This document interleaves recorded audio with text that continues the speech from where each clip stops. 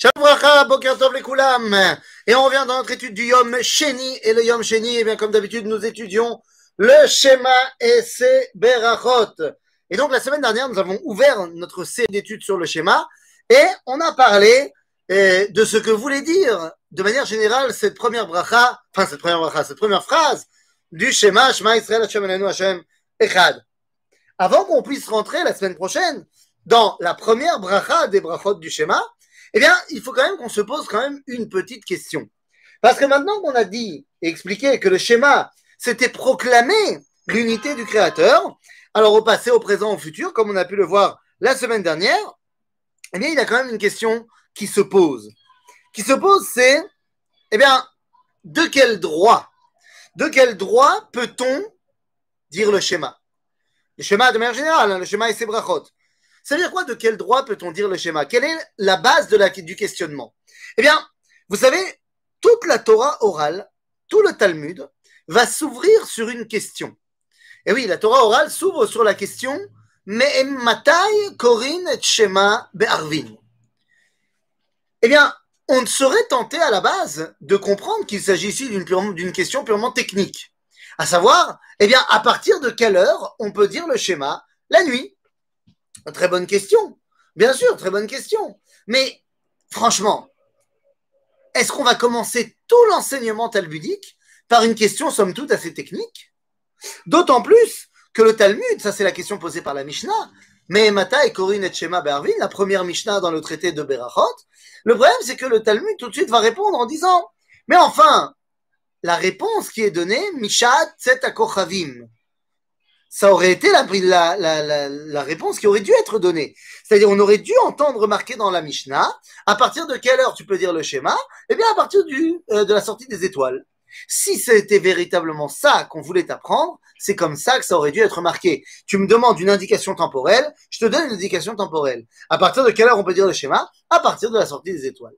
Seulement, ce n'est pas ce que la Mishnah nous enseigne. La Mishnah nous enseigne, mais Matai Korin et Shema Be'arvin, et nous répond, Misha'a she'akohanim nichnasim le'echol bitrumatan.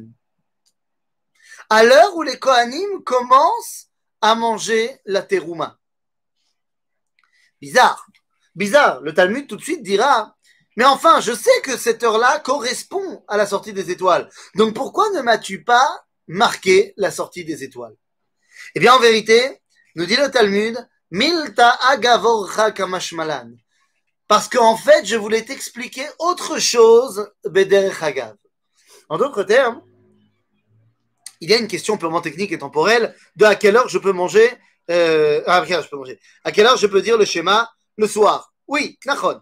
Il y a une question temporelle à laquelle il va falloir répondre. Mais ce n'est absolument pas la question principale qui est posée par la Mishnah. La question principale posée par la Mishnah, c'est Me'ematai Korin et Shema Be'arvin. Et j'aimerais que ce soit bien clair. Me'ematai ne veut pas forcément dire à quelle heure. À quelle heure, on aurait plus dit Mimatai. Me'ematai veut dire depuis quand. Mais depuis quand dans le sens, mais de quel droit? De quel droit peut-on dire le schéma le soir? En vérité, si on devait traduire la première phrase de la Mishnah, c'est de quel droit peut-on dire le schéma le soir? Mais qu'est-ce que cela représente? Eh bien, comme on a pu le voir la semaine dernière, Shema Israël, Hashem Eloheinu, Hashem Echad, il s'agit de proclamer ici l'unité du Créateur. Proclamer l'unité du Créateur, mais c'est tout un travail, c'est tout un concept. Nachon. Eh bien, ce concept-là, eh bien, on doit se poser la question, est-ce qu'on peut le dire? Pourquoi? Évidemment qu'on peut le dire. D'abord, c'est une mitzvah marquée dans la Torah. C'est une mitzvah marquée dans la Torah. Mais la Torah doit être mise en pratique lorsqu'on rentre en terre d'Israël et que nous sommes maîtres de notre identité. Mais Rabbi Yehuda Hanassi qui va être, eh bien, celui qui va tout simplement nous rédiger, nous mettre en place Shisha Sidre Mishnah, la Mishnah, eh bien, Rabbi Yehuda Hanassi choisit de commencer sa classification, son étude, par justement cet enseignement-là. Mais Matai Korin et Shema Be'arvin. Rabbi Yehuda Hanassi vit plus ou moins en l'an 200.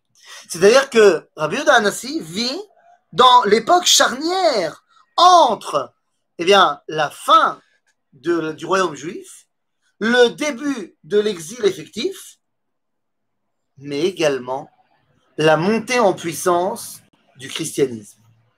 Nous sommes en l'an 200. On peut admettre que le début de l'exil a véritablement commencé après la guerre de Bar Korva en 135. On est à peine 70 ans plus tard.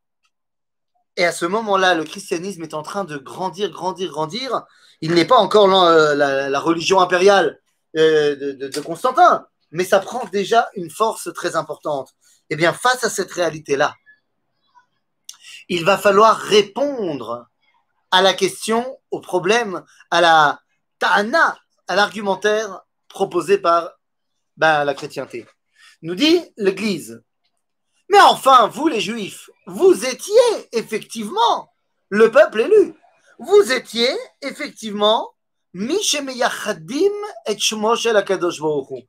Vous étiez ceux qui prônaient l'unité du Créateur. Certes, à l'époque, il y avait les nations du monde qui étaient idolâtres, et vous, fort de votre identité et de vos connaissances, vous avez tout simplement prôné l'unité du Créateur. Vous étiez les véritables représentants de Hachem Echad. Aval.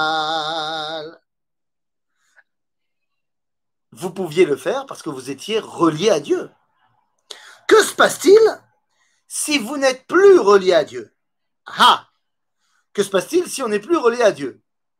Azmakore. Comment est-ce qu'on peut être plus relié à Dieu? D'après eux, vous avez fauté.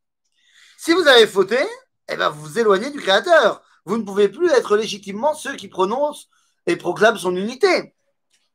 Oui, mais attendez, monsieur chrétien, qu'est-ce qui se passe si jamais j'ai fauté? Si jamais j'ai fauté, je fais teshuva. J'ai fauté, je vais corriger, je fais teshuva. C'est très bien. Le problème, c'est que pour que ma teshuva soit complète, je dois faire teshuva et je dois également amener une kapara.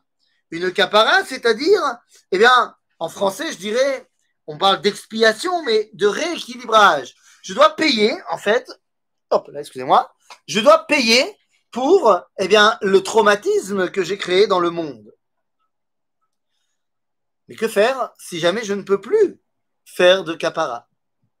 Normalement, lorsque je fais une faute, le lendemain, je vais amener mon kapara.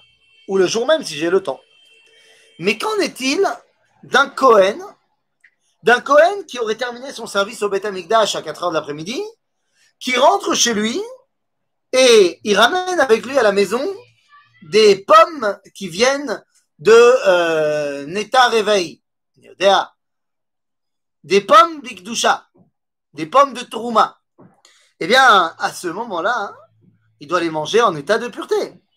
Makore, si en sortant du Beth Amikdash, il glisse sur une peau de banane et au moment où il touche le sol, sa main se pose sur un lézard mort. Oh, sa main étant posée sur un lézard mort, il devient tamé. Il devient donc impur. Il ne pourra pas profiter de ses pommes. Ah, que faire? Il doit, le soir même, c'est-à-dire à la sortie des étoiles, ou du moins non, à la shkia, c'est-à-dire au moment du coucher du soleil, il doit aller se tremper au mikvé, ou à la source, ou au fleuve, et à Tset Kochavim, il pourra manger de la terouma, même si ce n'est que demain matin qu'il emmènera son sacrifice d'expiation. C'est ce qui va amener le Talmud dire que la kapara lo meakevet, que la kapara n'empêche pas la teshuva. Pour que le processus soit complet, il faut la kapara, mais si elle n'est pas là, ça ne m'empêche pas quand même de faire teshuva. En d'autres termes, par rapport à notre histoire, les chrétiens disent oui, vous étiez ceux qui pouvaient dévoiler le Créateur, pas de problème. Aval, abaya, c'est qu'à l'époque, lorsque vous faisiez une faute, eh bien, pas de problème, vous allez au Beth Amikdash et Kapara. Mais maintenant que le Beth Amikdash est détruit, vous ne pouvez plus, eh bien, faire teshuva au Beth Amikdash. Ce qui veut dire que c'est fini votre histoire. Vous ne pouvez plus être ceux qui continuent à l'ikro et Shema, c'est-à-dire à proclamer l'unité du Créateur. Vous ne méritez plus cela. Réponse du Talmud, kapara lo meakevet. La kapara n'empêche pas. C'est vrai, pour l'instant, on n'a pas amené de misbar kapara. Eh bien, d'ailleurs, on sait même que peut-être que je ne me réveillerai pas demain matin pour amener mon korban kapara. Eh bien, bechol zot, tout de même, tu as le droit de manger de la terouma à la sortie des étoiles. En d'autres termes, la kapara n'empêche pas. La kapara est nécessaire pour que le processus soit complet, mais elle n'empêche pas de proclamer l'unité du Créateur. La chrétienté a porté atteinte complètement à l'unité du Créateur.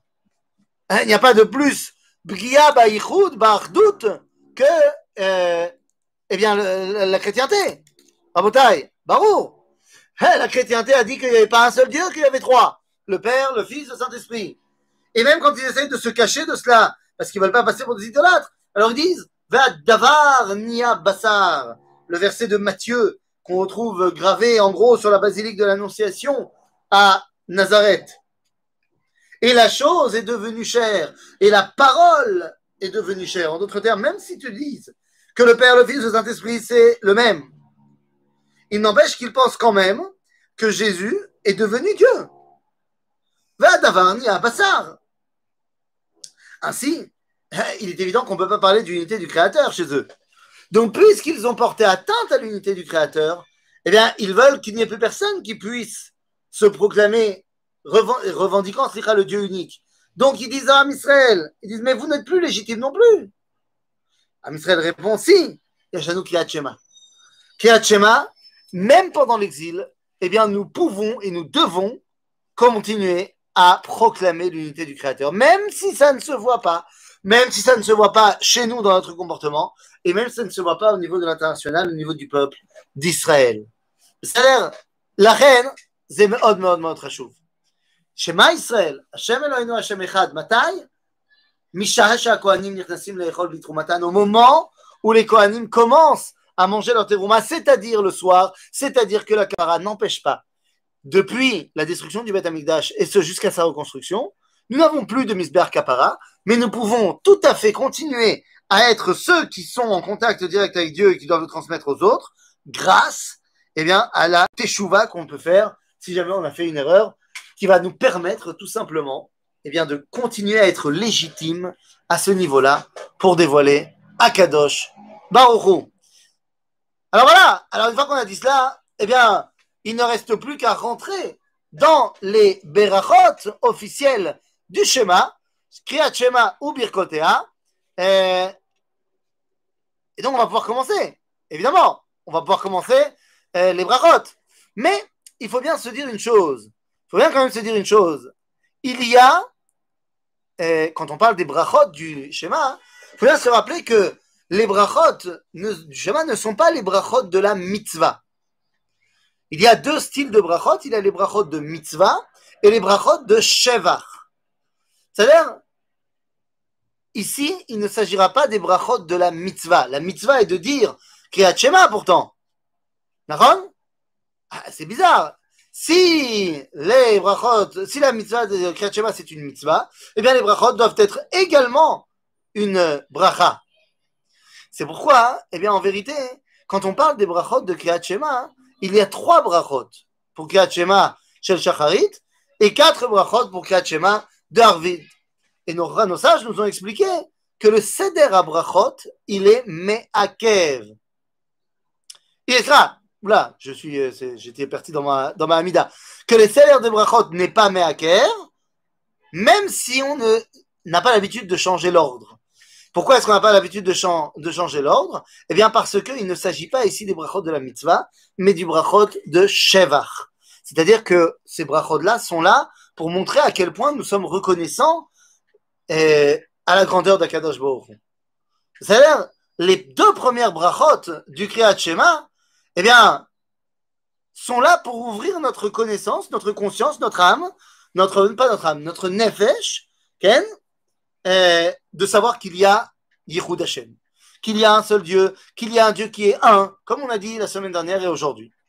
C'est-à-dire, la première bracha parle de Yotzer à Meorot, on va y revenir la semaine prochaine, nous parle de la nature. La deuxième bracha nous parle de la Torah. Et là, c'est très important, il faut bien comprendre qu'il y a un lien entre la nature et la Torah. Ce lien, il n'est pas clair, il n'est pas évident. On dit que Hashamaim mesaprim kevod el ou maaseh agav agid atzlicha harakia. טוב, nous, באמת, הקדוש ברוך הוא יודע לספר על עצמו, il sait s'auto-congratuler, si j'ai envie de dire. Mais où en est l'histoire de nous? Eh bien, de notre côté, Malasot, on nous dit qui Torah Hashem temima, meshivat nafesh, edut Hashem neemana, vegomer. En d'autres termes, eh bien, Kadosh Baruch Hu veut qu'il y ait quelqu'un qui s'occupe de Torah Hashem. Pour qu'elle soit temima, meshivat nafesh, il faut que quelqu'un s'en occupe. En d'autres termes, il y a Birkat Yotzer HaMeorot et Birkat Ahavat Olam. Le lien entre Kriyat Shema, entre la Teva et la Mitzvah, eh bien, c'est peut-être le lien le plus important qui soit. Lama? Eh bien, parce que, nous dit le Rav Kook, si un arbre,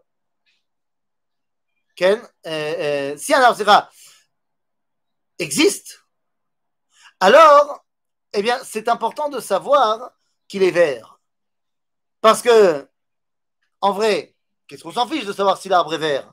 Mais l'arbre est vert parce qu'il fait partie, eh bien, d'un prisme général dans lequel, eh bien, le vert, c'est la photosynthèse, c'est ce qui va nous permettre de faire l'oxygène, qui va nous permettre de faire pérenner la vie. En d'autres termes, il y a ici un rapport direct entre la Torah, la vie, et la Teva, la nature. C'est exactement de cela qu'on parle, les amis.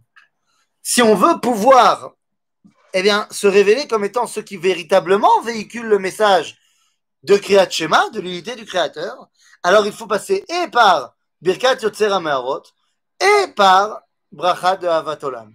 Les deux sont nécessaires pour que la relation entre Torah et Teva, entre Torah et nature, eh bien, puisse véritablement remplir leur rôle de dévoiler Akadosh Baruch Hu. La semaine prochaine, nous pourrons donc rentrer véritablement dans la bracha de Yotzer HaMeorot. À la semaine prochaine!